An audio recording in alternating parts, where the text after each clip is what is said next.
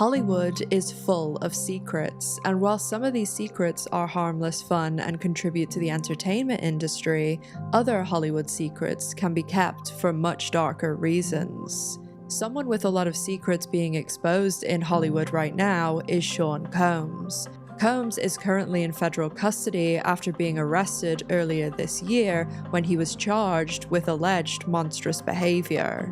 Given that Combs was famous for his parties and celebrity friendships, many people are now looking at the other famous faces that made up Combs' inner circle and wondering if any of these celebrities were involved and keeping Combs' secrets. But there's one A-lister whose closeness to Combs has people wondering what exactly does she know, and what secrets of Diddy's is she still keeping.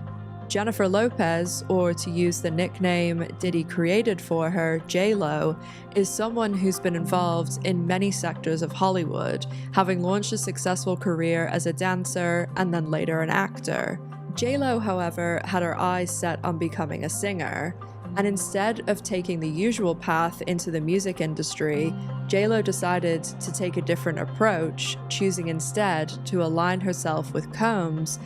Combs decided he would take from other artists, employ dirty underhanded tactics, and use his power, money, and prominence in the music industry to make J Lo's dreams of becoming a successful singer come true. So Combs, along with another powerful music executive, made sure that J Lo became a star. And in return, Sean Combs received J Lo's loyalty, support, and most importantly, her silence.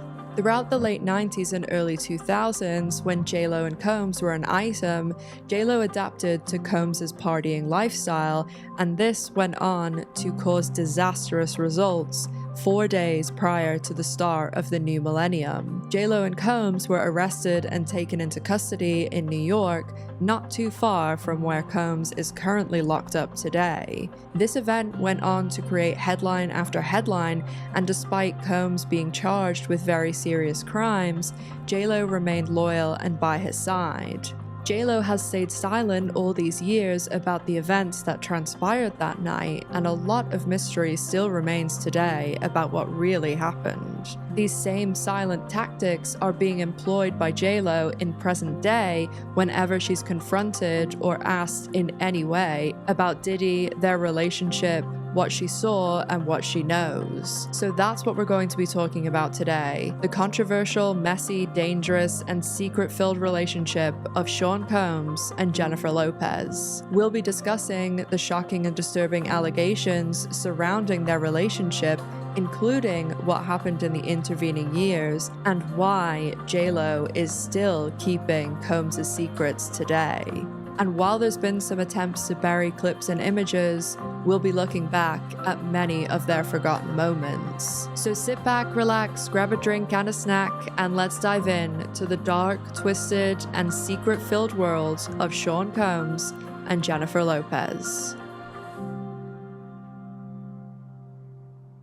As I'm sure a lot of people are aware, Sean Combs is currently being held in federal custody at the Metropolitan Detention Center in Brooklyn, New York. He's just been denied bail again, and he's been held there since September 17th, 2004, when he was arrested. Combs has been a huge celebrity for decades, and he was famous not only for being a Grammy-winning artist and record executive, but also for his formerly billion-dollar empire. One other thing that Combs was very famous for was his parties, and it's those same parties that many allege are at the center of Combs' crimes. Despite his fame, allegations and whispers about him have existed for almost as long as he has been famous, with truly heinous accusations circulating about himself and his inner circle. For many years, these secrets and whispers about Combs circulated Hollywood, very occasionally being subtly mentioned in the mainstream. Rich and powerful Hollywood monsters continue to offend until they are stopped, and so due to the sheer number of victims, occasionally a small reference will leak out into the mainstream. Do you have any advice for a young girl moving to Hollywood? I'll get lively with us. And Harvey Weinstein invites you to a private party in the Four Seasons downtown. Combs was not able to keep all of his secrets buried, and as the years have gone by, more people have spoken out about the dark allegations surrounding him. But all of these allegations and claims remain just that. Allegations. This was until one extremely brave woman, Cassie Ventura, emerged and filed a legal complaint alleging years of sexual abuse, harassment, and rape during her relationship with Combs. The complaint included many other allegations and was filed under New York's Adult Survivor Act, and just one day after it was filed, the lawsuit was settled out of court for an undisclosed amount. Cassie filed her lawsuit on November 16th, 2023, and just 1 week after that, on November 23rd, Combs was hit with 2 more lawsuits. One of these lawsuits was filed anonymously and alleged Combs, along with the singer Aaron Hall, sexually assaulted a woman and then beat her days later. The second lawsuit was filed by Joy Dickerson Neal, who accused Combs of misconduct in the 90s after the two went on a date. She was only 19 years old at the time. Joy alleged that Combs drugged and raped her while videotaping the attack. Over the next 4 months, further lawsuits were filed and more allegations swirled around Combs. Collectively, these many lawsuits and allegations painted a disturbing picture of a man who wielded immense power in the entertainment industry, a propensity for violence, and who, for several decades, manipulated and silenced his many victims. But these lawsuits were not Combs's only problems, as the authorities had begun investigating him. After much speculation, on March 25th, 2024, Diddy's homes in both New York, California, and Florida were all raided, and an unbelievable amount of digital evidence was taken by authorities. Thousands of hours worth of videotapes and dozens of electronic devices. And so months after Combs's homes were raided and decades of these allegations and lawsuits, Combs was arrested on charges of racketeering, sex trafficking by force, and transportation for purposes of prostitution. He's denied all accusations of wrongdoing, maintaining that he had been the victim of a smear campaign, with his lawyers stating that the claims are categorically false and have been driven by an ulterior motive, including financial gain. Combs has tried multiple times to be granted bail, even attempting to offer up his $50 million home, his mother's home, and his children's passports, among a variety of other things, and setting out stipulations.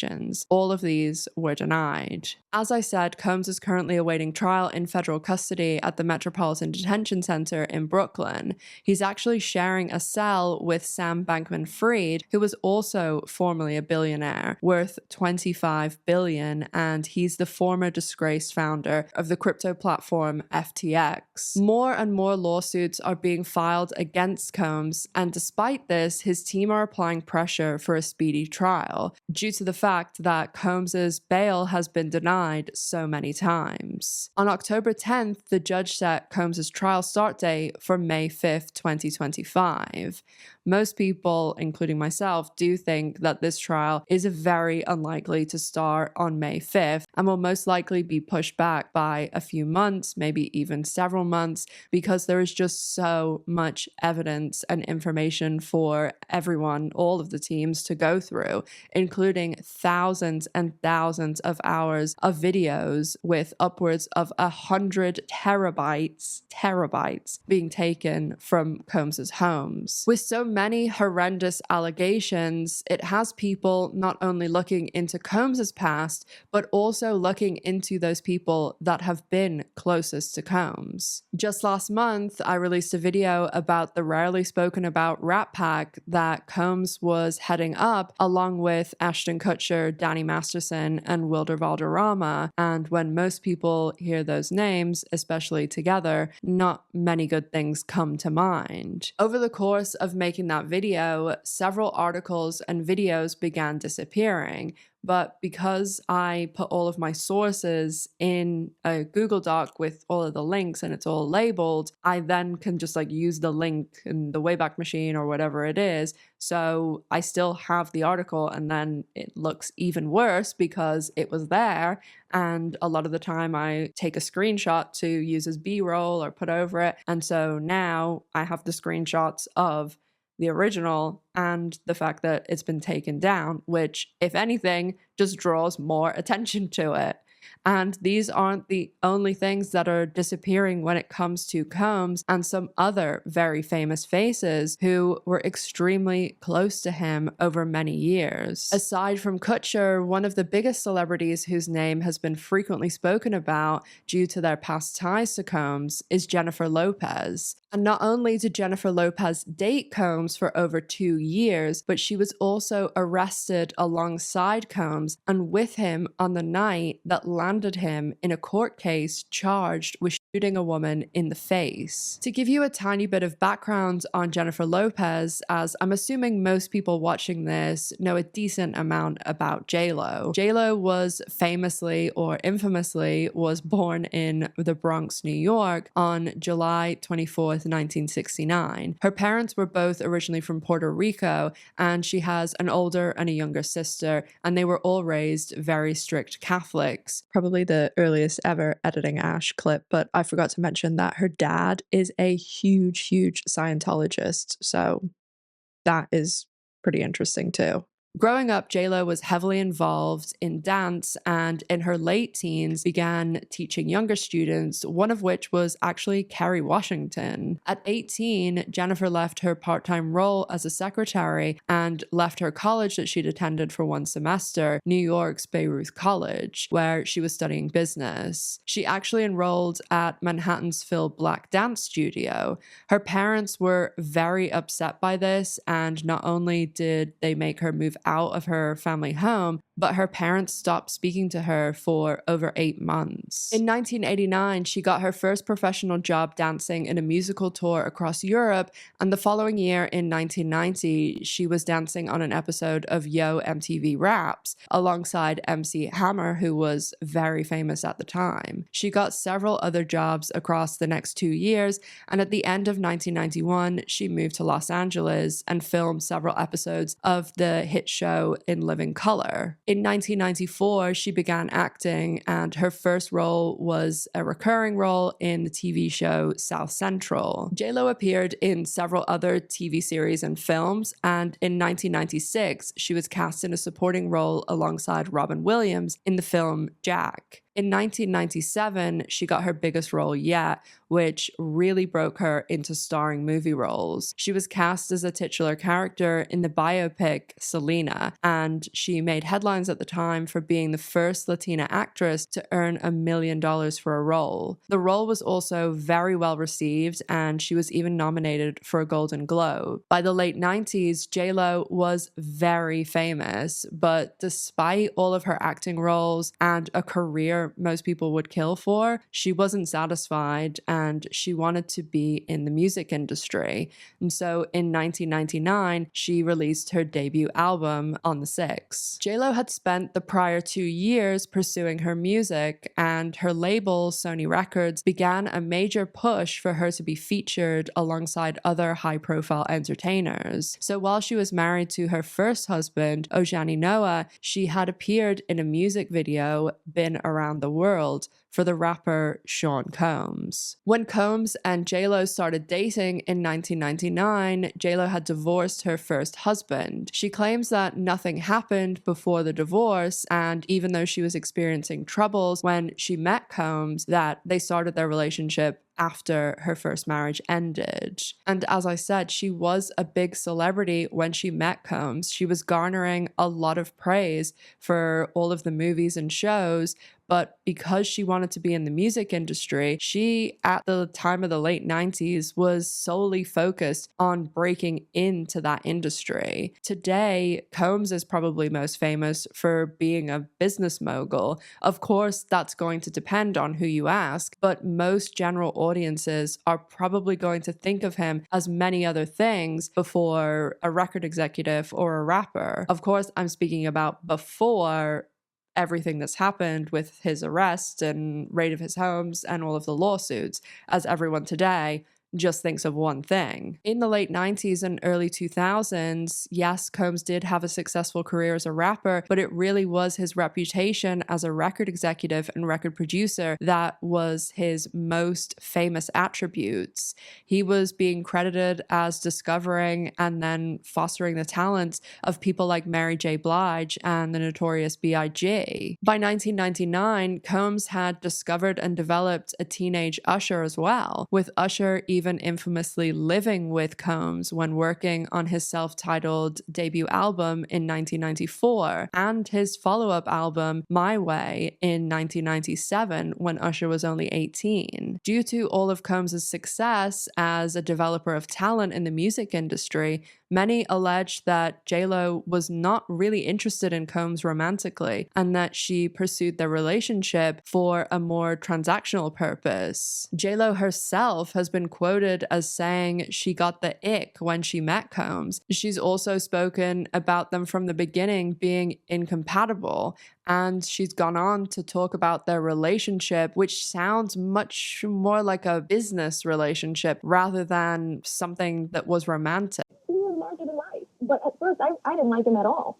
You know, I didn't. I thought he was like ick. I didn't like him because, you know, Sean and I were very different that way. You know, I was very like family oriented and kind of the married type. I was actually, when we first worked together in the video, I was married. Over the last 25 years, these allegations have been somewhat bolstered, as many people claim J Lo has continued this pattern with her other relationships that she's been involved in, especially with her many on-again, off-again relationships and marriages with Ben Affleck. As we talk about a lot on this channel, there's much more to celebrity PR than is shown on the surface. And given that J Lo has managed to stay famous and relevant in multiple industries over 25 years, it's clear she and her team have an excellent handle on PR. When it comes to the PR of her successful points in her career, she's had massive amounts of viral moments, and be it present day viral moments and how we understand it with the internet,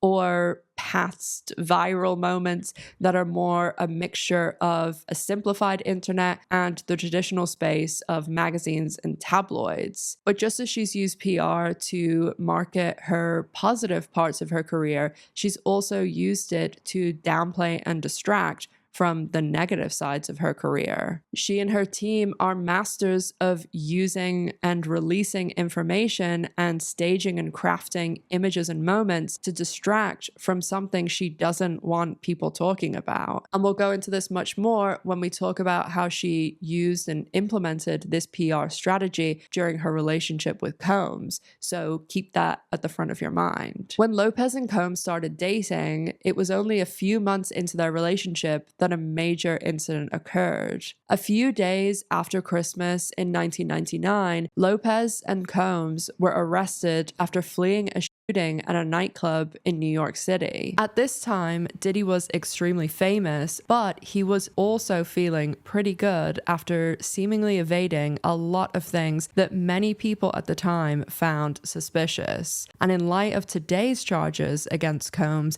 these things look even more suspicious.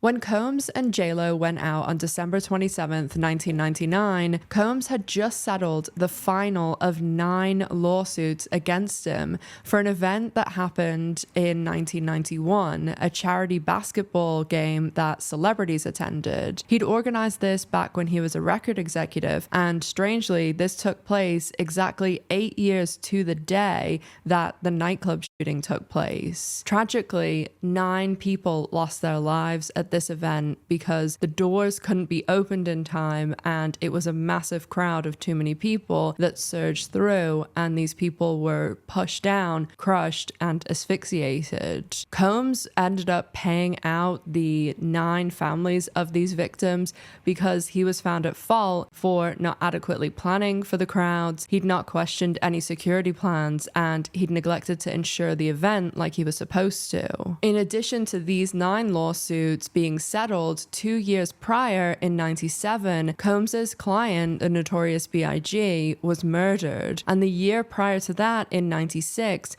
Tupac Shakur was also murdered. Both of these men were shot in drive-by shootings, and many people at the time were really surprised that at no point was Combs charged, arrested, questioned, or even spoken about in relation to these heinous crimes. So when Combs and JLo arrived at Club New York in December 1999, many people believed that Combs was feeling as though he was invincible. And at this stage, Combs also had a lot of money, a lot of power, and it seemed like he could do whatever he wanted and get away with anything, or even if he did get in trouble, he could seemingly buy his way out of it. When they walked into the nightclub, which was packed with celebrities, athletes, and massive crowds, every single person was checked by a metal detector. Combs and JLo had a small crowd with them, which included Combs's bodyguards, his driver, and a new artist he'd signed to his label Bad Boy Records, and this man was called Shine. According to witnesses, Combs and his crew bumped into another group at the bar, and this group was led by a man named Matthew Allen,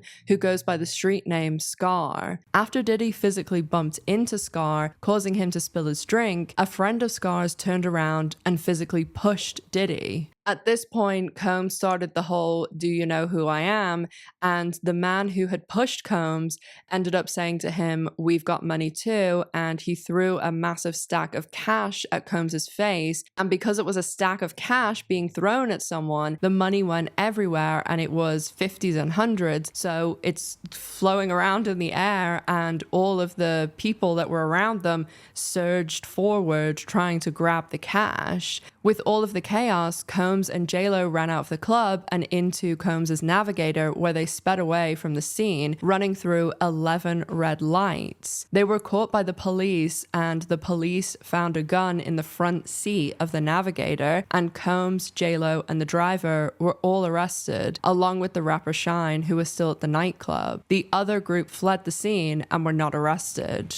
JLo was held for 14 hours and then released. The driver claims that while in custody, Combs tried to get him to take the fall, saying he would give him $50K, and for collateral, he'd give him a pinky ring that JLo bought Combs. Combs said he couldn't go down for this, and while the driver did originally say the weapon was his, he did recant it almost immediately. There is also a recorded phone call that sounds as though Combs is trying to get the driver to take the fall. None of the people in the car had a license for the weapon, and the police also found out that this weapon had been stolen from Georgia. So let's fast forward a little bit to when the trial is going to take place. The media was having an absolute field day, and people were especially interested in Jennifer Lopez being involved. Combs denied everything. He denied that he had fired the weapon. He denied he had the weapon. He denied he'd even had an altercation, and JLo would not speak about it.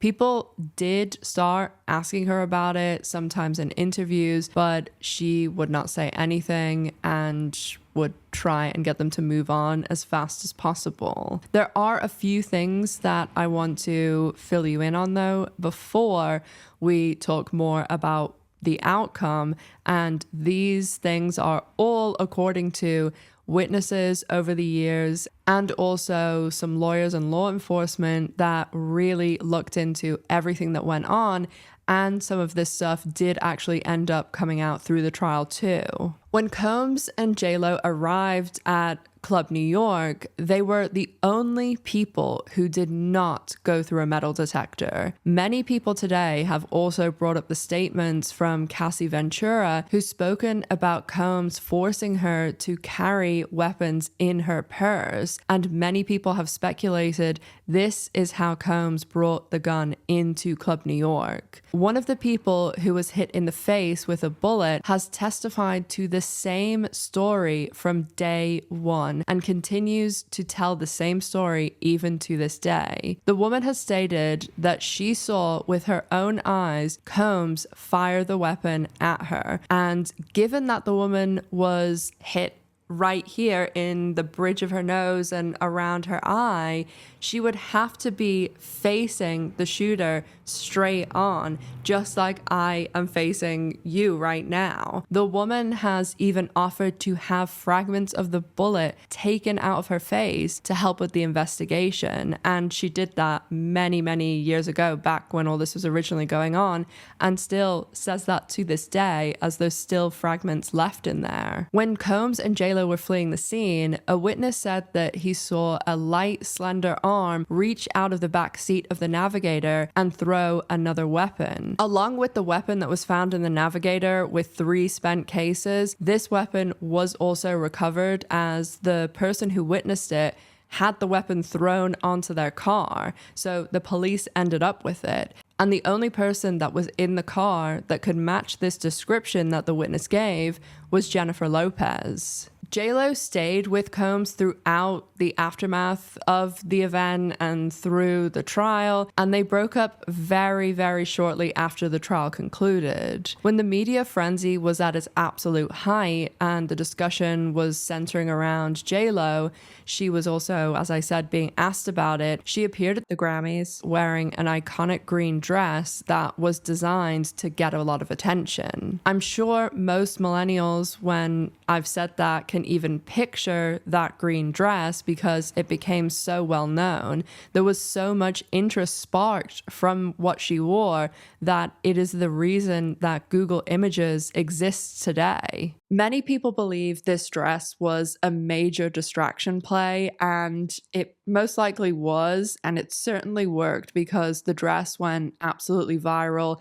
All the discussions and general attention that was focused around the trial was pivoted to the dress, and as I said, even Google Images was created from this because so many people wanted to see the dress. The trial started a year after the incident in January 2001, and both Combs and Shine were faced with charges for firing the weapons, and they were both looking at up to 15 years in prison. Combs had hired a dream team of attorneys, including the very famous lawyer from the O.J. Simpson trial and many other high-profile cases, Johnny Cochran. Despite the fact that Shine was signed to Combs's label, he was assigned different lawyers who were nowhere near as high profile. Combs's whole defense was that he didn't do any of it and that nothing happened with him.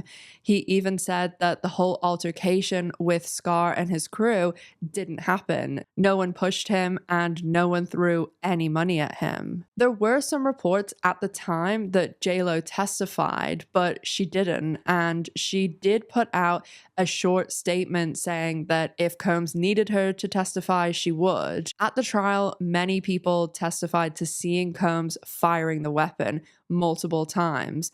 One of these people was the victim we spoke about earlier, Natanya Rubin, who had the weapon fired in her face and received lifelong injuries. At the trial, she spoke about seeing everything, the muzzle flash, and as I said, her story has never changed, and she has said that she would have the bullet fragments removed to have them tested because at the time, the surgeon who was working on Natanya's injuries couldn't safely remove all the fragments, and the fragments that were removed weren't enough for a ballistics test. In addition to Miss Rubin's testimony that Combs was the one who fired the weapon at her face, detectives also interviewed over 350 witnesses, with all of them saying that Combs had fired a weapon. Combs denied everything and blamed everything on Scar and his crew, but it wasn't possible for Scar and his group to have weapons as they all went through the metal detectors. Every single person that night went through the metal detectors. Every single person except for Combs and J Lo. There also was a lot of strange behavior during the trial, especially by Shine's attorneys, who would ask one or two odd questions that didn't seem to help their client. So by the end of the trial, the main headlines were 350 witnesses said that they saw Combs fire the weapon. Combs and J Lo ran out of the club and then sped through downtown, running through 11 red lights. A weapon was tossed out of the car by a light-skinned, slender hand, and another weapon was recovered from inside the car. On the witness stand, the driver said that he was being bribed, and there was also a phone call that, while didn't explicitly say that Combs wanted to bribe him, it did make it seem like that was what was going on this phone call. Also, the fact that Combs and Shine were up on the same charges, were signed to the same label, but Combs gets the Dream Team and Shine gets different lawyers. Scar and his crew also completely disappeared and could not be found to testify at court. And also, as I'd mentioned, Combs and JLo were the only people not to go through the metal detectors. But despite everything that I've just mentioned and a lot more testimony, witnesses, and evidence, Combs was completely acquitted, and the jury found Shine guilty of 5 charges, including criminal possession of a weapon, first-degree assault, and reckless endangerment. Shine was sentenced and served over 9 years for his charges, though no one was ever charged and found guilty for the shooting itself. It was just for the weapons charges. After his release from prison in 2009, Shine was deported to his home country of Belize, where his dad is the prime minister. Shine did actually follow his father into politics, and in 2020, he was elected to the Belize House of Representatives. In recent interviews, though, Shine has said that Combs absolutely ruined his life, and I mean, a decade in prison, that absolutely is life-ruining, even without all of the charges and everything else that happened with this case. Over 10 years after the incident in 2011, Combs settled a lawsuit with all 3 of the victims who were injured, and they were settled for an undisclosed amount. In April this year, after Combs' homes were raided, but before his arrest, this incident became a hot topic again because there was a civil lawsuit filed by Rodney Little Rod Jones Jr. against Combs and the actor Cuba Gooding Jr. for sexual assault and harassment. In the lawsuit, Jones claimed that Combs had showed him a massive display of weapons and bragged about getting away with shooting people. Jones alleged in the lawsuit that Combs shared that he was responsible for the incident in the nightclub in New York City with the rapper Shine. Jones also alleged that Combs told him that JLo carried the firearm into the club for him and passed him the weapon as he got into an altercation with another individual. So as the trial was ending, Combs and JLo split up. Why would JLo stay with Combs through all of this? Many people saw their relationship as not making sense in the first place because of their extremely different lifestyles. Although both were extremely famous and rich, JLo herself has spoken about not being someone who liked to party and go out, but Combs very much is someone who does. When JLo and Combs were together, there were pictures of her at Combs's parties and going out a lot, but she spoke many times on the record about them being a bad fit lifestyle-wise. So that coupled together with JLo saying she got the ick the first time that she met Combs and that they weren't very compatible, it's also widely known that her parents did not like Combs at all.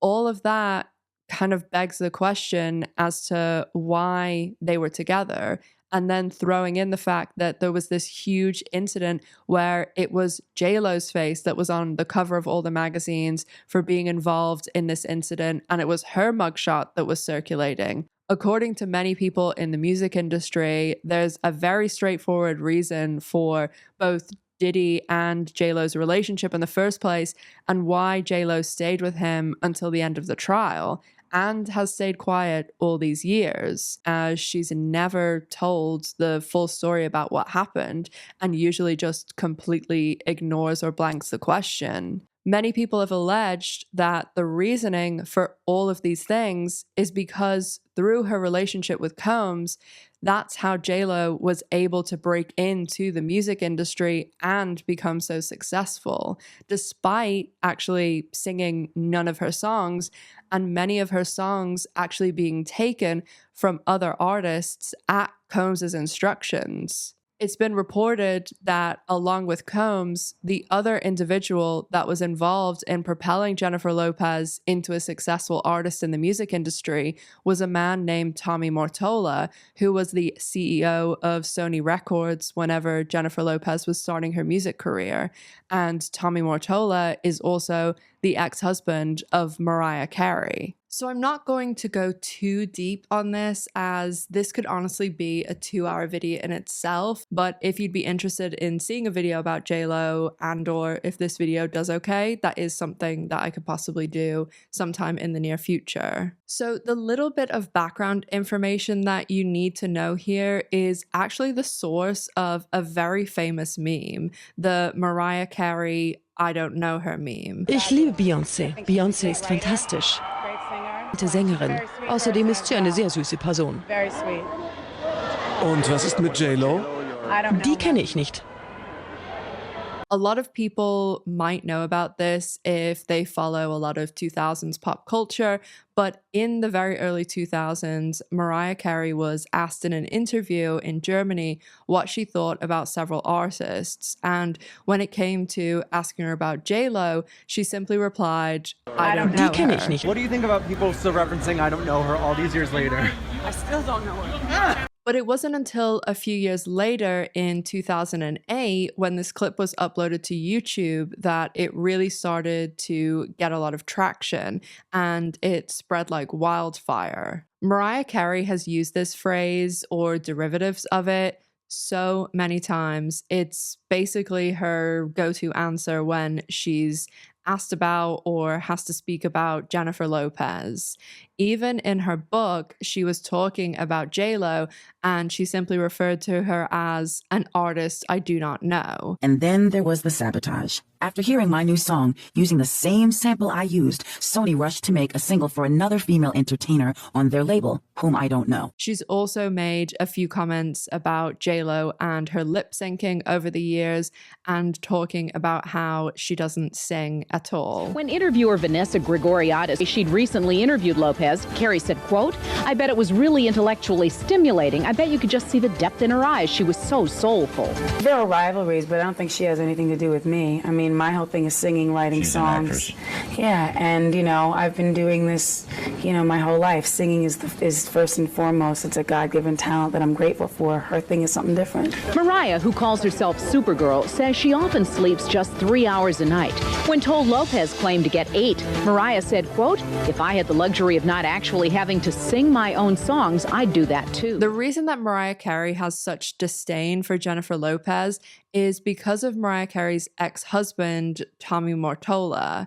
He actually used Jennifer Lopez and tried to destroy Mariah's career after Mariah and Tommy Mortola got divorced. Mortola was the CEO and chairman of Sony Records, and he married Mariah when she was 18 and he'd signed her to the label. He was 45 at the time. Their marriage was extremely toxic, and Mariah said she felt like a prisoner. After their divorce in 1998, Mortola threw every resource he had behind Jennifer Lopez in order to blow her up and use her to bring down Mariah. Johnny Cochran, that's why she's here.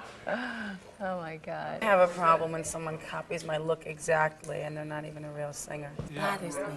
I don't know why. Yeah, too bad about the L'Oreal contract. That's a shame. This is also when Combs got involved, as this is when Mortola started planting Lopez everywhere and anywhere, including collaborating with Combs for his song that I mentioned earlier in the video. Mortola did whatever he could to try and destroy Mariah's career. He would take songs away from her, or he would get songwriters to come and work for him that they were signed to go and work with Mariah, and he just screwed around in every possible way. He even had people spying on her. After the divorce, Mariah had moved from Sony Records to Virgin Records, and Mortola made Jennifer Lopez the new Sony girl at that time.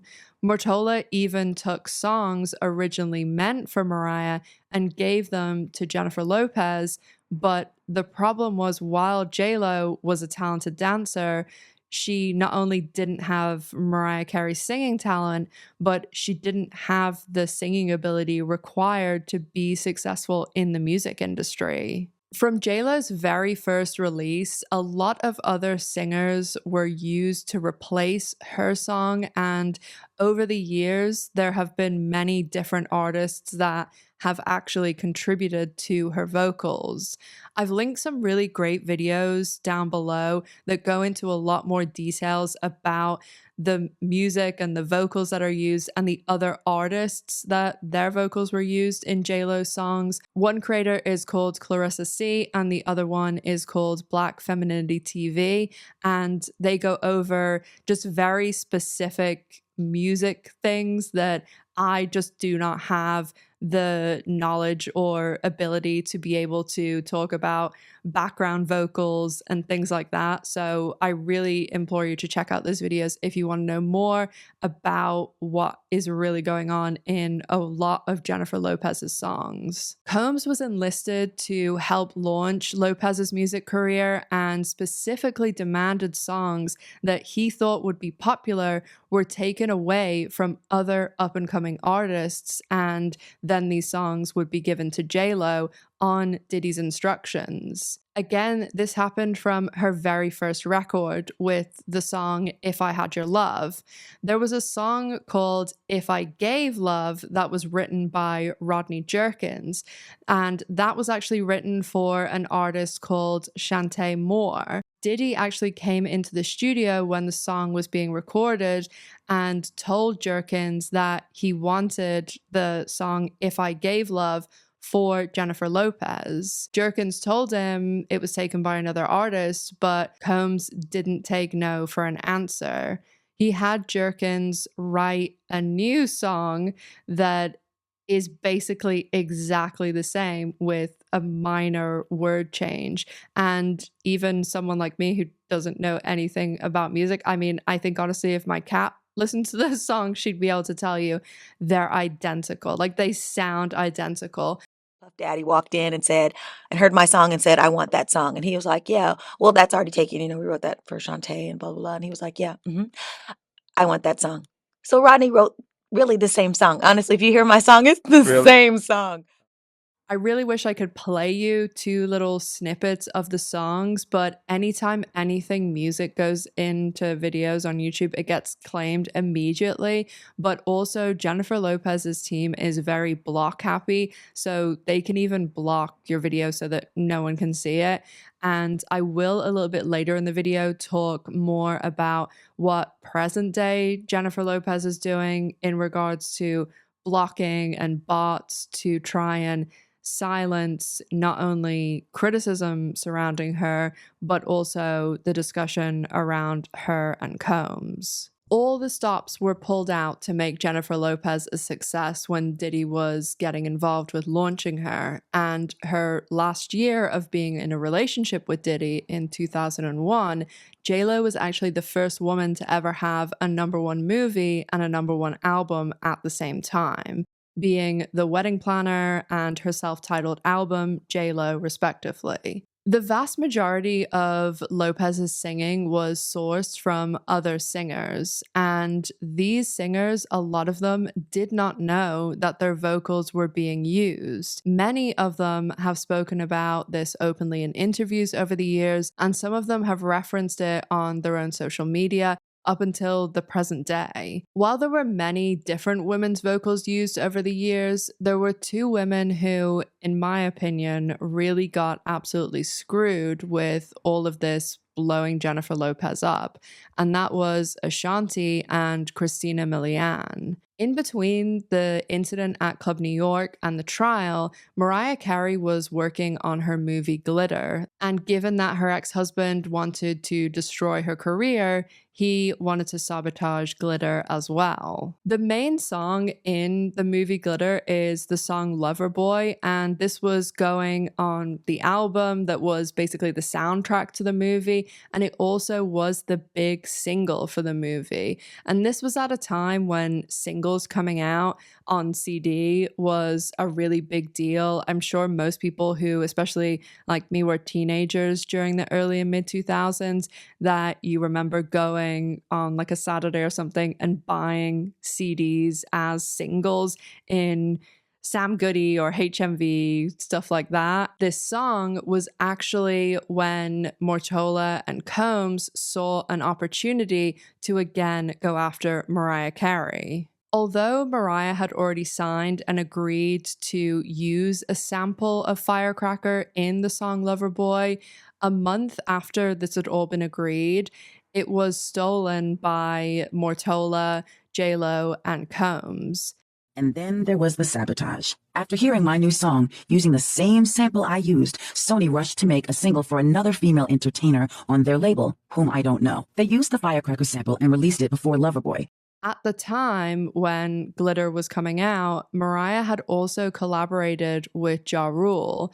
So Mortola, Diddy, and J Lo not only took Firecracker, as remember, Tommy Mortola was the CEO of Sony, and so he could just do things like that. And Diddy was also huge in the music industry and had Bad Boy Records.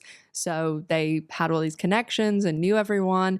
And they used the Firecracker sample that Mariah was supposed to use for her song, and they gave it to J Lo to use in her song, I'm Real. And also, as I said, Mariah had just had a collaboration with Ja Rule, so they brought Ja Rule in to collaborate on the song I'm Real that they had taken the sample from Mariah. Ja Rule and I wrote a song together too, and next thing you know, Tommy was calling up his manager, Irv Gotti, asking him and Ja to collaborate on a duet for the same female entertainer's record, leaving me to scurry and remake the song. Irv has even discussed it since in an interview on Day Susan Merrow. He knows we just did this shit with Mariah, and he's trying to fuck with Mariah. This was sabotage, plain and simple. And when talking about this in her book, Mariah again plays into the I don't know her meme, as when she's describing J Lo and saying how the song was taken and given to another artist. And she actually says it was another artist that I didn't know. She also name checks the title of J Lo's song, I'm Real, to give an even further subtle dig and wink to the audience to kind of say, we all know what happened here. But the whole thing with Loverboy and them trying to screw over Mariah, it kind of backfired in their face as Mariah scrambled, redid the song, and it probably came out even better because it did go on to be the best-selling single of 2001. For all that shit, Loverboy ended up being the best-selling single of 2001 in the United States. I'm Real. But that's not the only thing that was stolen on I'm Real, as this song was originally going to be a collaboration between Ashanti and Ja Rule. Ashanti even co-wrote the song, and Ashanti has spoken about the fact that her vocals were also used throughout the track. Song for her, and I also referenced I'm Real for her, and they left my background vocals on the record. And people, they say, you know, are you the ghost voice for... There are a lot of other instances of Ashanti being used in this way, and obviously Ashanti is super talented. And I remember when I was around 13, I remember she was pretty popular, but she didn't go on to have the same career as Jennifer Lopez. And many people in the industry, and even just consumers and surrounding it, they think that the career that Jennifer Lopez has is the career that Ashanti should have had. And a lot of the songs and things were taken from Ashanti and given to Lopez, when Ashanti, I'll say in my opinion, is clearly the more talented singer. As I said, there are many other women who this has been done to. Christina Milian is another one who, she's a really talented singer, but she's also a talented writer who had the same thing happen to her that happened to Ashanti. This time it was with Lopez's song Play.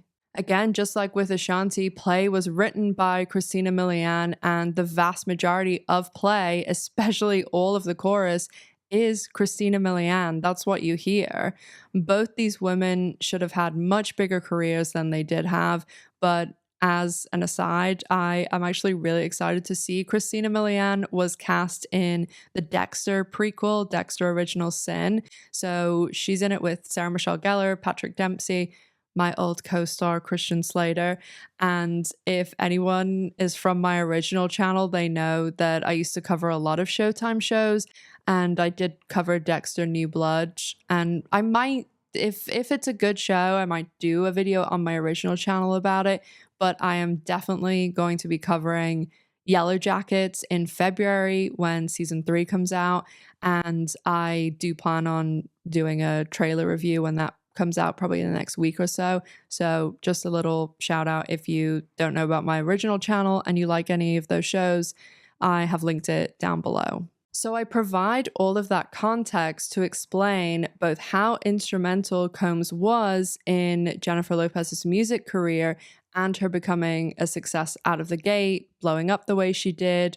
But this is also important context for when we discuss later why Lopez was with Combs for so long, all through the trial, and why she is still silent about him today. Without Combs, it isn't too wild to draw the conclusion that Lopez would not have had the launch into the music industry that she did. She wouldn't have probably had this enormous music career in the early and mid 2000s without the interference of Combs and Tommy Mottola. JLo's origin in the music industry is completely tied to Combs. All of her early songs, they were given to her by Combs. She was given the vocals of others by Combs. Even her name, J Lo, that was created by Combs. He started using that moniker and she liked it and it caught on and the press started calling her that. And there's so many other aspects that Combs was involved in, even the idea and how her first music video, everything about it, that was all Combs's idea, and he orchestrated and directed the whole thing. Of course, when Lopez and Combs broke up, Lopez went on to other successful ventures, and she was really one of the first people to use her name as a celebrity to do brands outside of the traditional music, film, and television. She released fragrance lines and clothing lines. She's done tons of other projects and gone into multiple industries. And it seems from her relationship with Combs, this was really the first time that she saw not only how lucrative a celebrity relationship could be, but how much it can elevate your status and name recognition and keep you in the press cycle continuously. And it also allowed her to see that you can be much more than just a movie star or just big in the music industry. Because with Combs, he was an entrepreneur and had all of these other businesses. And I don't think it's too far-fetched to say that it was being able to see how Combs was doing all of these things, but also this was the first time that she was in a relationship with someone who was a really big celebrity, someone that was bigger than her at the time. When JLo met Combs, she was married to someone who wasn't a celebrity, and her ex-husband has been saying some pretty wild things about her on Instagram, and also wild things about Combs, posting like guest lists and things about Combs's parties, but also talking about sacrificing chickens and things. So if I ever do a video on JLo, I'll get more into that, but that is totally way too far the other way for this video. We've already got too much going on here to get into sacrificing chickens. When JLo was with Diddy, she saw how much attention that brought to her, and she used that attention to propel her own career to new heights. Much of what she learned during this time period is still being used today, as we still see a lot of the PR tactics she learned from Combs being utilized in both JLo's romantic relationships, whomever they may be with, and also her relationships with the media and the paparazzi. JLo has been relevant and an A-lister for well over 25 years, and that's not easy. A lot of her success was born out of her 90s and 2000s movies, and then launching her music career in the 2000s with the orchestration of Combs. But one of the ways Jennifer Lopez has kept herself and her name out there for such a long time is her relationship with the media and the paparazzi, which she seemed to learn a lot about this from Combs, certainly in the beginning anyway. I talk on my channel a lot about celebrity PR and stage paparazzi and media partnerships with celebrities, and JLo is an absolute master at this. Her relationship after Combs was with Ben Affleck. This was really the first huge celebrity relationship of the modern day. And that might sound over the top, but before Bennifer, which was the first ever celebrity couple mashup name, celebrity couples weren't followed in the same way. Because in the early and mid 2000s, you had this want for more content. You had the internet becoming this massive thing. You had tabloids wanting to fill more space and come out more frequently. We had just had the development of the 24-hour news cycle. And then you also had the ability to fill the content because you had people being able to acquire content in a way that you never could before. Before, it was only TV shows and movies and professionals, but now people were running around with cell phones and cameras and video cameras, and they were a lot cheaper, a lot easier to move around. And we had really the beginnings of people today just being able to open their phone and take a picture of a celebrity in a store. And so this kind of need in the early 2000s to fill up all of these spaces, to have people talking, it really was celebrity couples. Because before, yes, there was celebrity couples, you know, Jennifer Aniston and Brad Pitt getting married. I can still in my head remember the newspaper the day that they got married and seeing their picture on the front, but that was it. You know, maybe there'd be a spread in a magazine with pictures from their honeymoon or something like that, but it was nothing like it is today. And this Bennifer, JLo, all of that was the beginning of the modern day celebrity couple. And back then, in the beginning of all of this, you have Jennifer Lopez dating Ben Affleck, and she has seen through Combs how powerful and lucrative it can be to be a celebrity couple. And they really were the forefront of doing this, of having all these stage paparazzi pictures and doing projects together and having a celebrity couple name. And then fast forward to today, and she's still doing the same thing, but just on a much, much bigger scale. Jennifer Lopez and the paparazzi have one of the most symbiotic relationships because the paparazzi need to get paid and fill up all this space with content. And Jennifer Lopez wants her name out there constantly, which we'll talk about why in a second. But she also is someone who is notorious in the industry for calling paparazzi on herself or even setting up shoots.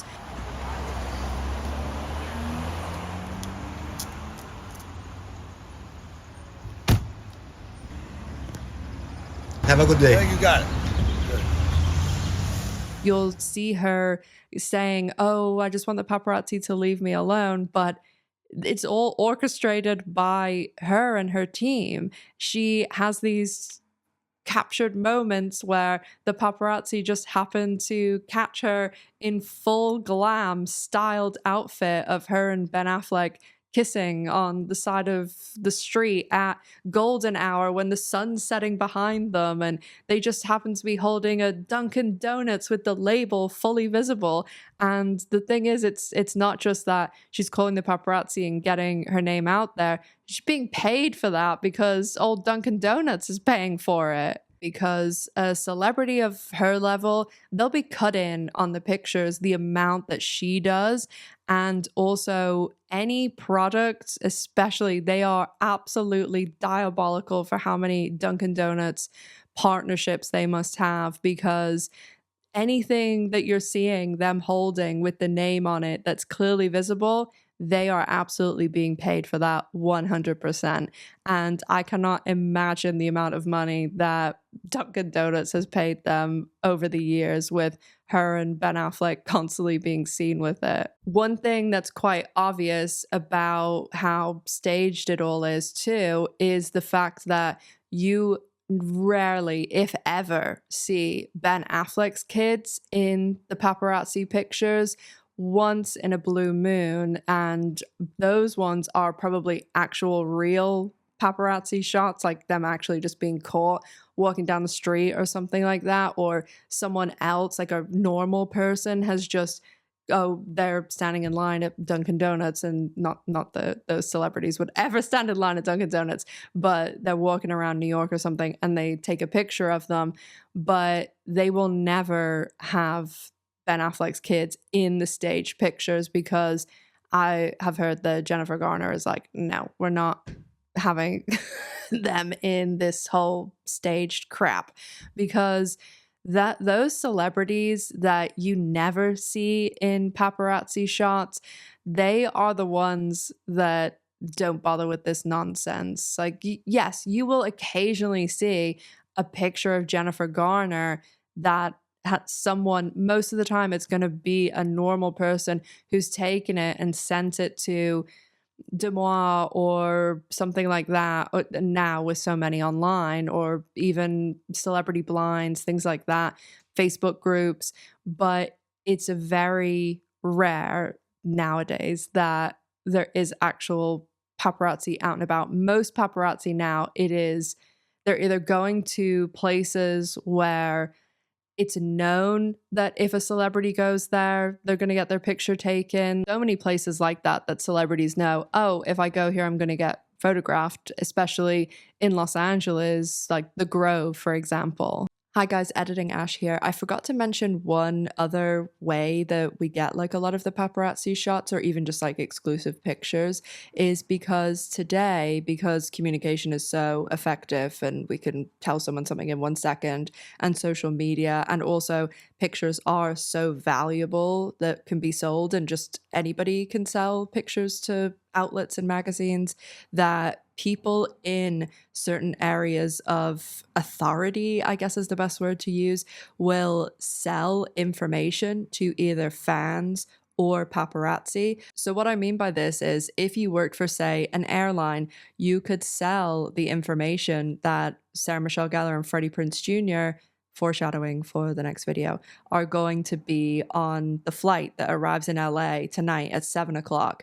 And so fans, because a lot of fans will try and infiltrate certain jobs to get information. And I mean, there's really people that actually do that, especially with some of the really, really big stars, and a lot of bands have that problem.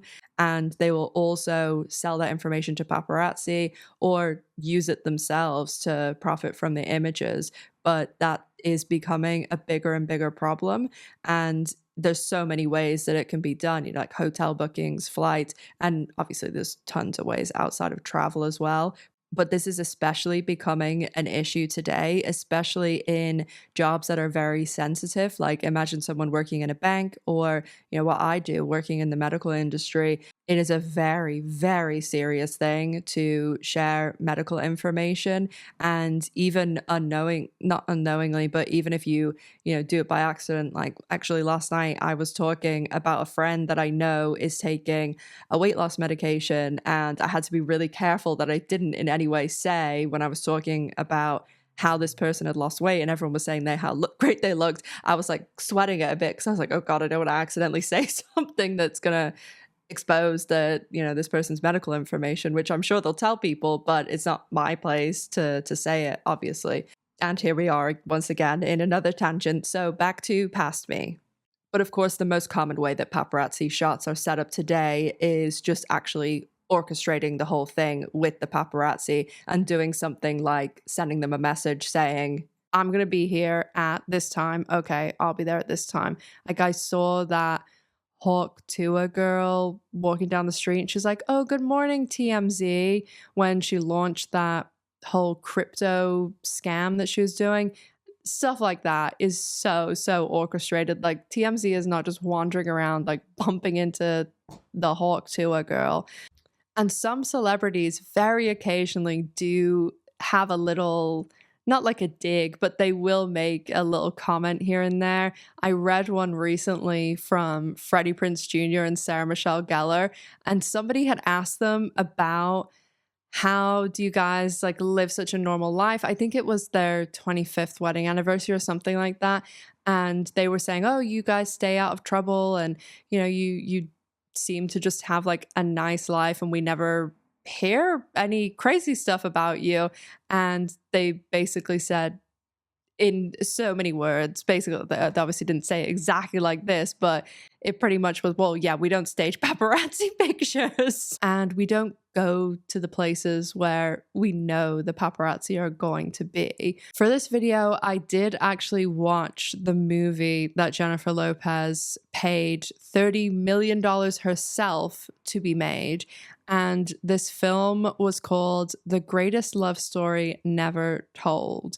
And it was about her life and relationship with Ben Affleck. Here's where I would normally say, I wish I could show you clips, but I can't because her team and her people have been employing bots to allegedly take down any videos that share clips, especially if they speak negatively about the film.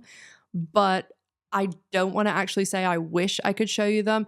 I'm actually kind of relieved I don't have to put you through that because this film is absolutely unhinged. It makes her look so bad and she comes across so terrible, so rude, arrogant, and it seems that she just makes everyone around her feel awful. And I don't know how anyone would want to put this out, never mind paying $30 million to put this out, but she comes across so bad. And at the end, I will put a little bit in about what I've heard from people who've worked on projects with her, people who've interviewed her, and just general chatter from people in the industry. But it's a pretty unanimous opinion of her, and it is anything but good. I know we're getting a bit into Jennifer Lopez present day, but I just want to point out some very minor points in the film that I think are important context, because I promise this does all tie together as to why I think that Jennifer Lopez is staying silent about Combs and why she basically does anything that she's doing today. One of the main things throughout the film is the amount of people who try and convince her not to do this film. Like it feels too much like you're trying to prove something instead of just living it. You know, every other photograph is the two of you kissing, the two of you hugging. Another is Ben Affleck, who talks about it throughout the whole movie. He says how he thinks she's doing it because fame and attention is kind of her substance of choice. He makes the comparison to his own struggles with alcohol, saying to him, there's never enough alcohol. And to Jennifer, there's never enough attention. There's never enough fans, never enough followers. She's always just trying to get more attention. In Jennifer's case, I don't think there's enough followers or movies or records or any of the stuff to still that part of you that still feels a longing and a pain. Ultimately, that's the work that you've got to do on your own. And to me, that certainly answers many things, especially why she feels the need to stage paparazzi pictures nearly every day of the week. Hi again, guys. Editing Ash here.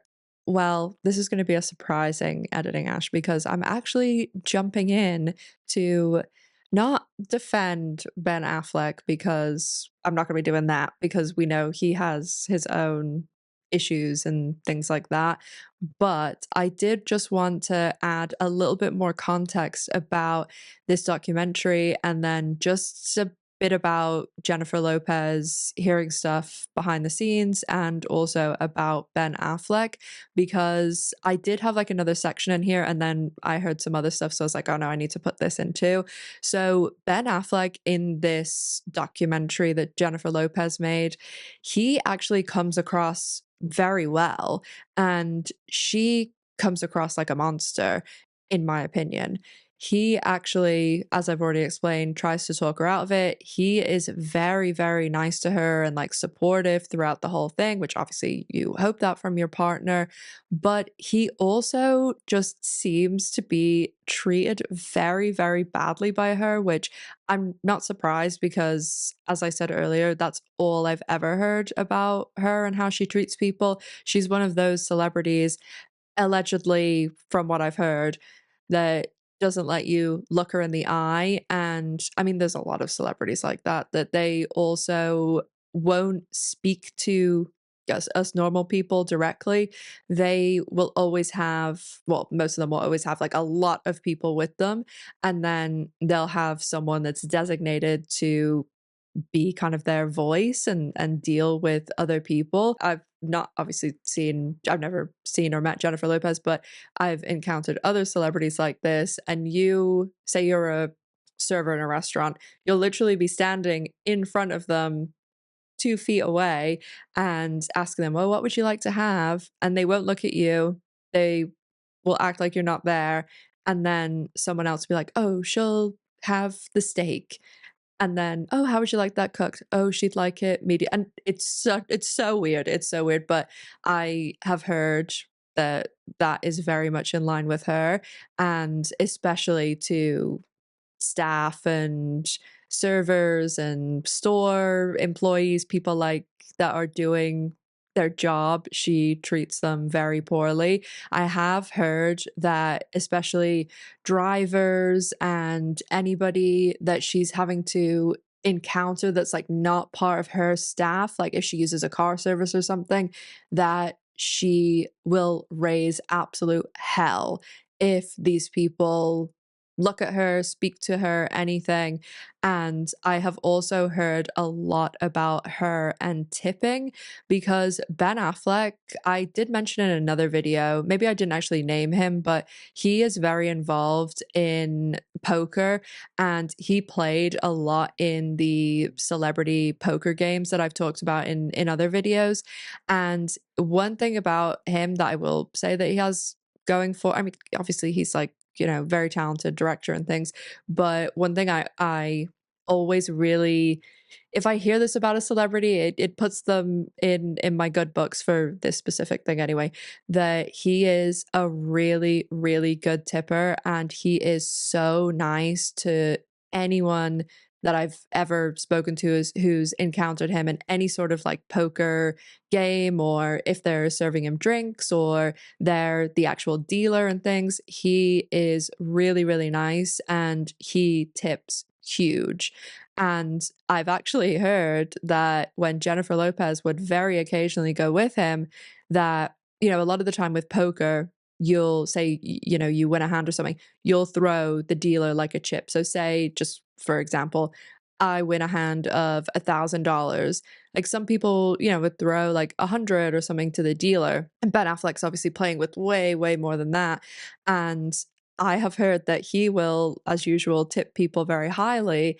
And then J Lo will come behind him and basically be like, give it back and give them like a couple of bucks. But I have also just heard so many stories about her being so difficult to like actually work with on sets and just being so demanding. And she has these crazy demands on her rider, which a rider, in case you don't know, is usually what you would have that you want in your green room, or people that are performing at concerts and things, they'll have a rider. And a lot of them are just like normal things, like, oh, I want 10 bottles of Evian cold in the fridge, and I want Skittles, and oh, I want a blanket in there and things.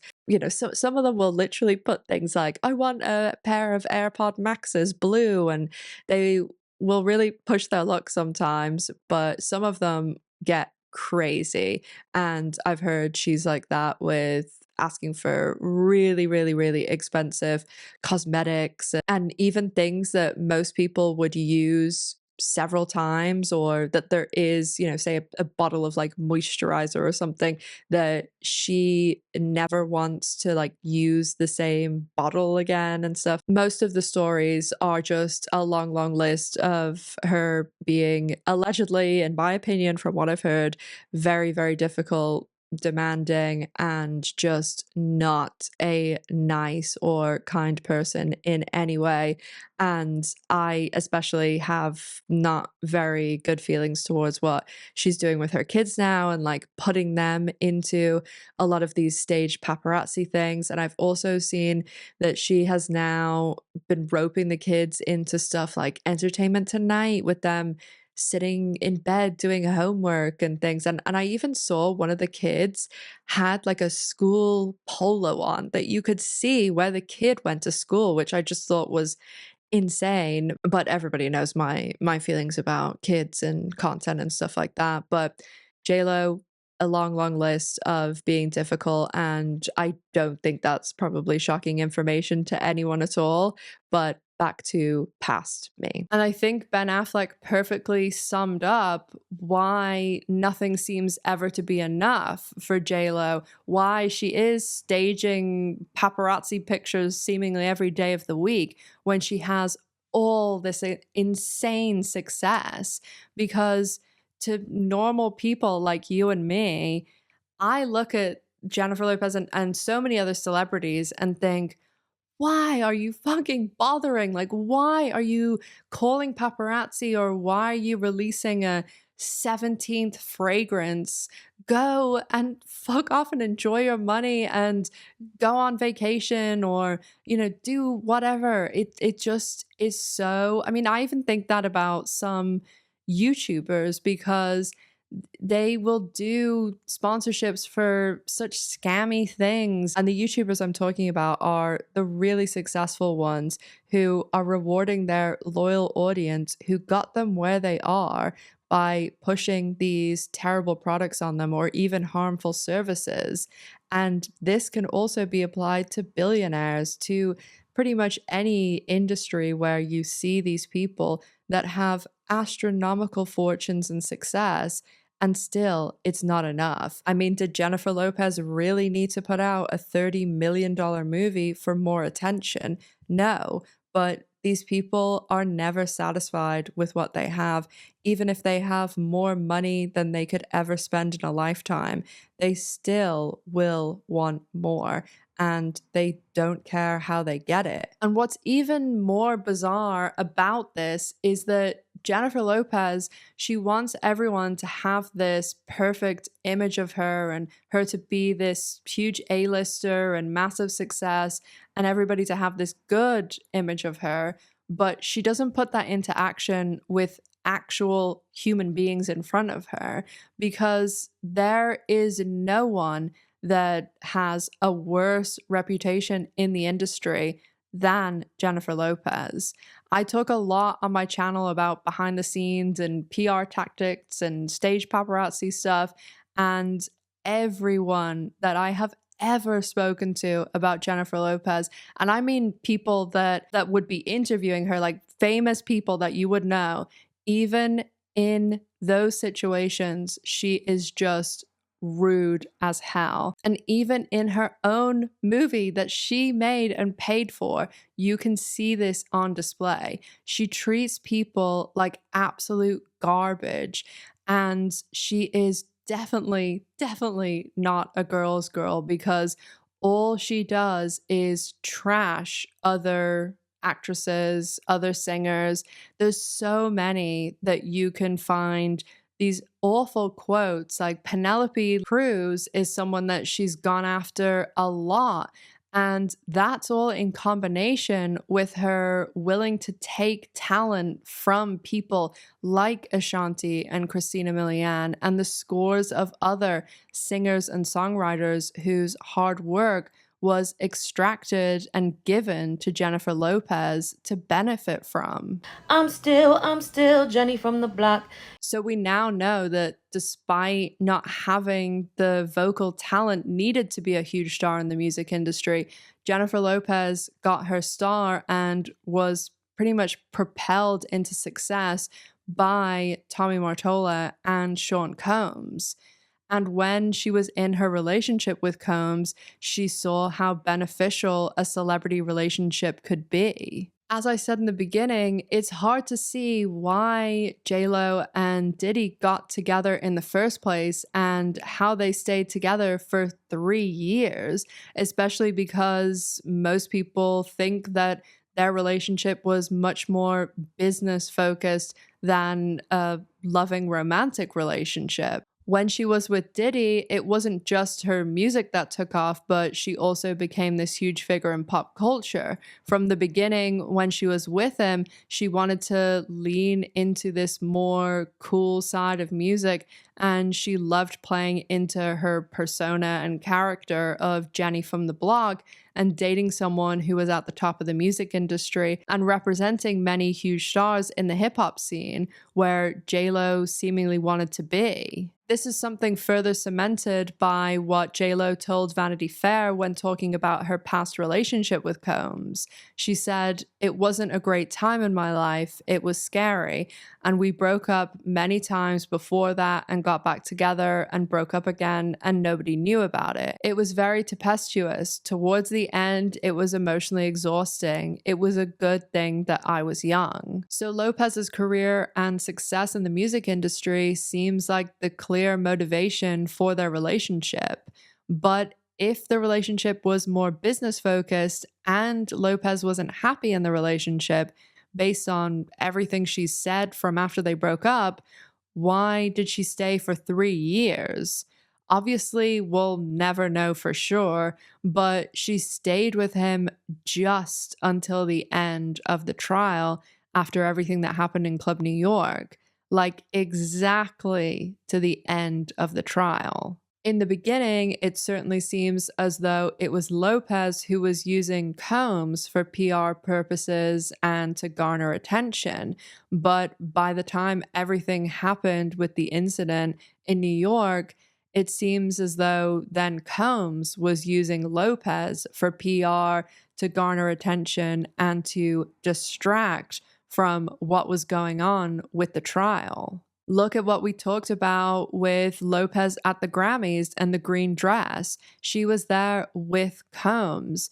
J Lo was the perfect distraction from the trial. When Combs was interviewed, when he was on red carpets, he was constantly asked about Jennifer Lopez. And as I talked about at the beginning of the video, most of the press and coverage around the entire trial and the case in general, it was Jennifer Lopez that everybody was talking about and her involvement. I do find it interesting that Lopez went on to date other very famous men, and Combs went on to date women where he had all of the control, and he was the person with the most power, money, and fame. And given who he appears to be, it certainly makes sense that he would want the upper hand in all of his relationships.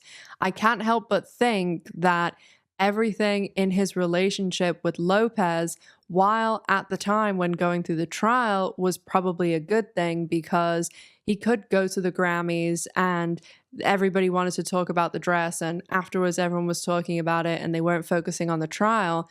But he may have seen that dating someone so high profile was too many close eyes on him, because he, of course, is someone that is another person that, like, obviously he wants all of the attention and he wants to be talked about and be this huge figure.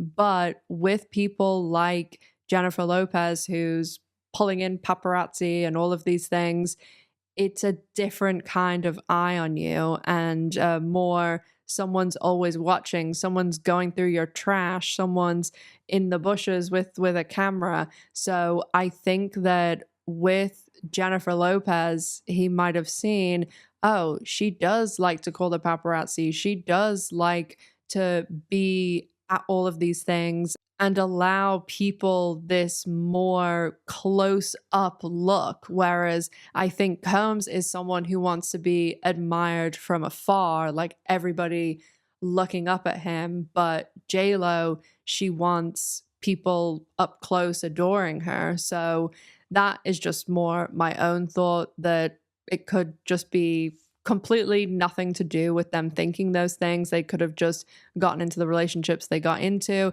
But I do think it's interesting that they had this relationship together.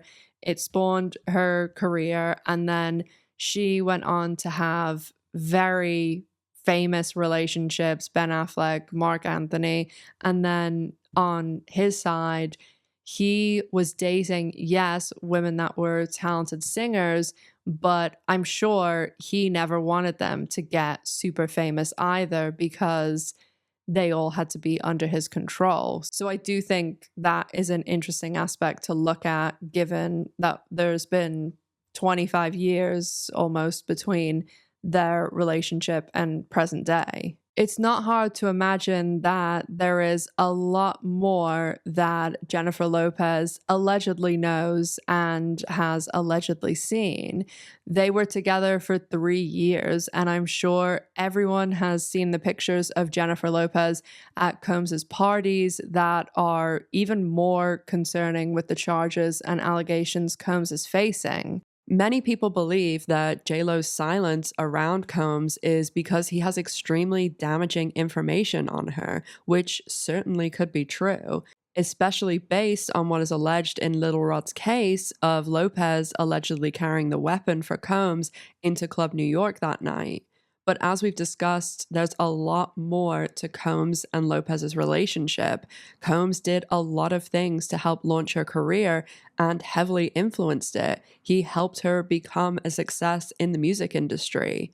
If we reflect on everything we've talked about in this video, Combs was at the center of the launch of her career, and for the first years that she was really successful in the music industry. He has a lot of information on her, and that's not even taking into account his parties and whatever she was involved with all of that, if any. If Lopez started speaking about Combs, one, it would absolutely blow the fuck up, further reminding people of Combs and Lopez's affiliation. Her name would be tied to every Diddy article and story that would come out. And yes, of course, now it still comes up and is mentioned, but it would be 10 million times worse if she said anything. As we learned from Ben Affleck in her movie, someone who actually knows her and knows her well, she wants everyone to adore her, and she's always seeking more followers and more attention. There's no possible way even PR and media master J Lo spins her affiliation with Combs into anything but a disaster and a huge negative to her career. And secondly, as we spoke about in this video too, Combs has a lot of dirt on J Lo. Could there be really awful things? Yes. Things that she saw with Combs? Of course. But to J Lo, the person who paid $30 million to make a vanity project who every person she knows in the entertainment industry told her not to do, including her husband who loved her and is an award-winning director, writer, and producer, someone like that cares far more about the damage speaking out would do to her career rather than speaking out about whatever happened with Combs and those parties. If she spoke about Combs and he retaliated with exposing everything he did in the beginning of her career, influencing it in the way he did, that not only damages her career and ego, but it ties her even further to Combs. More than likely, it wouldn't be Combs himself who would speak out about helping J Lo in the beginning of her career, but if J Lo really started speaking out about him, I'm sure there are more than likely plenty of connections Combs still has and plenty of ways he could put out any information, pictures, or videos he has on J Lo. This is the man who the FBI seized from his property just shy of 100 terabytes of footage.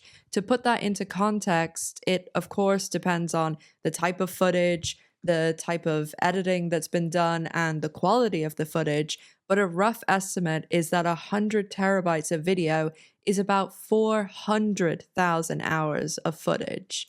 It's pretty close to how many hours people spend watching my videos in a month, but this is about 1 million people viewing those videos.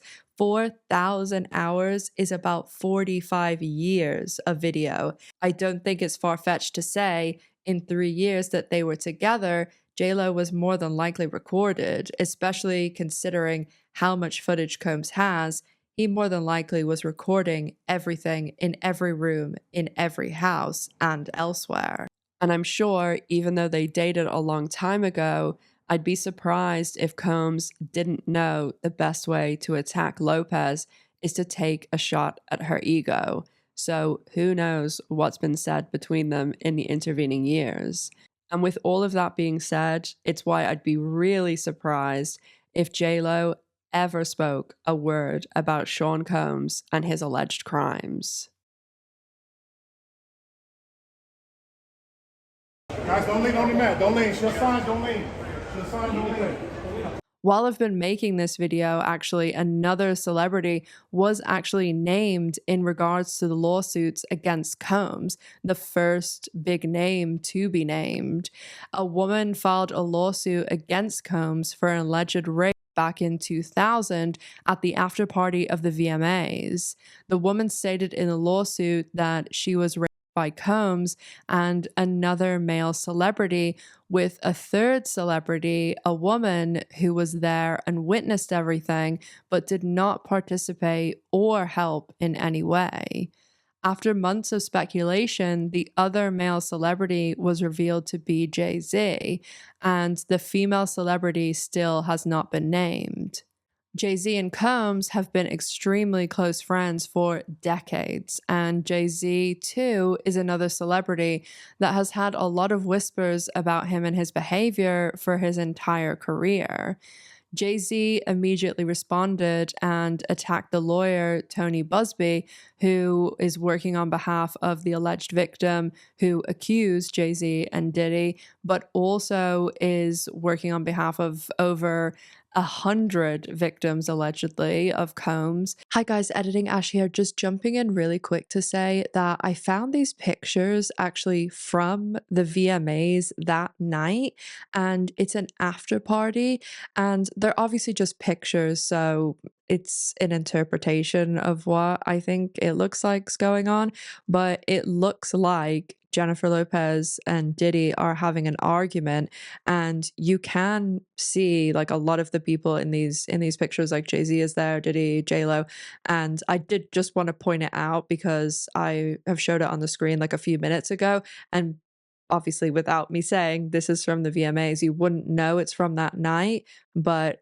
I do think that it's interesting, and who knows what will happen with this lawsuit and whether any more information, videos, or even more pictures will come out, but we'll have to see. It definitely will be interesting to see what happens with both Jay-Z and Combs, who are both innocent until proven guilty.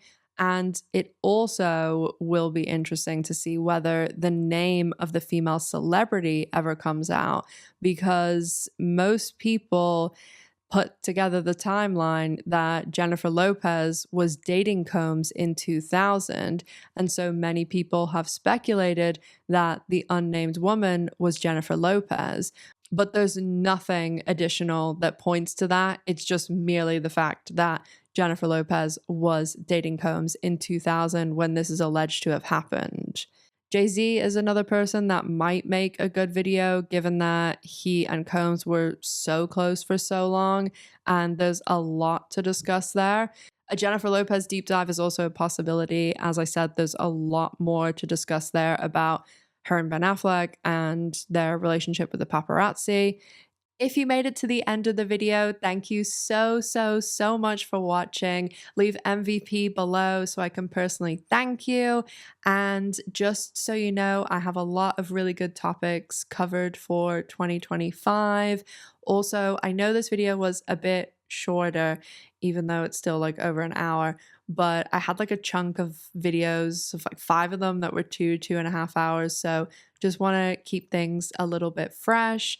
As I said, I am going to be covering Yellow Jackets. I do have a 3rd December video. I hope that I'm going to get out for you maybe 2 or 3 days after Christmas. So look out for that. And in that one, I will be releasing my merch, hopefully, as long as everything looks good when it comes out. The merch will, of course, feature the real star of the channel. So if you want to check out my Patreon, or if you want to see more content here, consider subscribing. I also have my social media down there along with Patreon and all my sources, as I said.